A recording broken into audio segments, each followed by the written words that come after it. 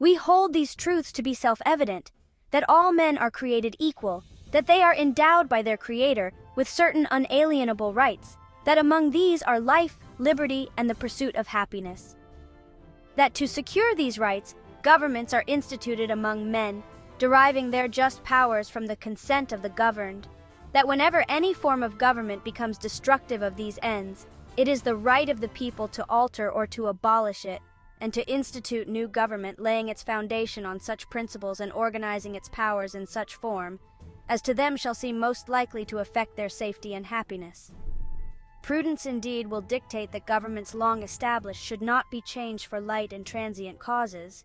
and accordingly all experience hath shown that mankind are more disposed to suffer while evils are sufferable than to right themselves by abolishing the forms to which they are accustomed. But when a long train of abuses and usurpations, pursuing invariably the same object, evinces a design to reduce them under absolute despotism, it is their right, it is their duty, to throw off such government, and to provide new guards for their future security. Such has been the patient sufferance of these colonies, and such is now the necessity which constrains them to alter their former systems of government. The history of the present King of Great Britain is a history of repeated injuries and usurpations,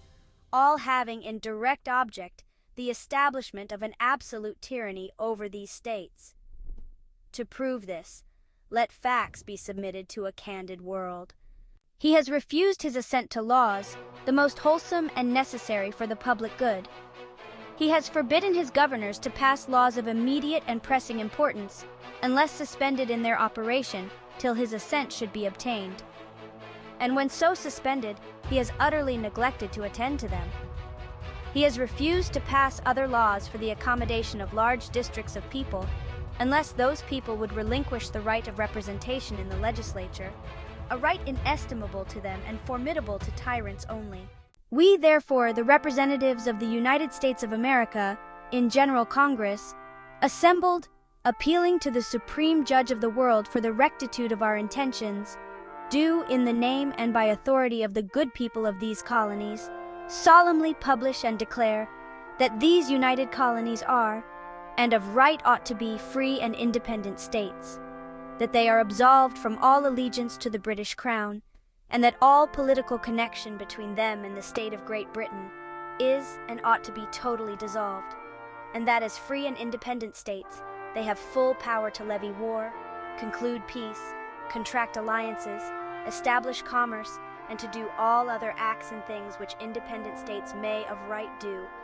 And for the support of this declaration, with a firm reliance on the protection of divine providence, we mutually pledge to each other our lives, our fortunes, and our sacred honor. And now, we honor the brave men who, with unwavering courage and conviction, put their names to this monumental document, forever altering the course of history. These signers of the Declaration of Independence risked everything for the birth of a new nation, a testament to their enduring legacy and our collective gratitude. The Massachusetts delegation, John Hancock, Samuel Adams, John Adams, Robert Treat,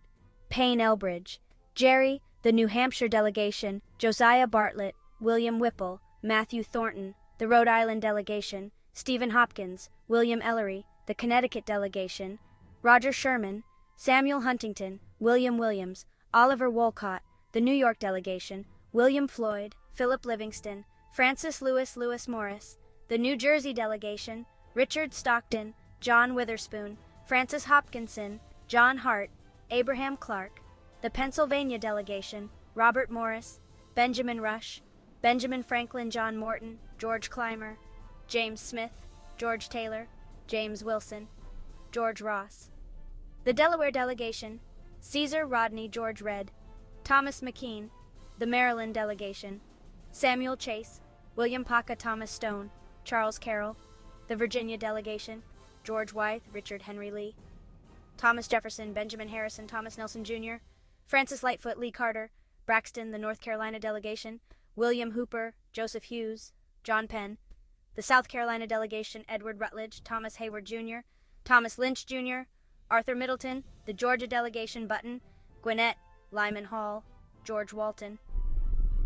These names, etched in history, remind us of the profound sacrifice and unyielding determination that forged a new path for liberty and justice. Let us remember and honor their legacy, today and always.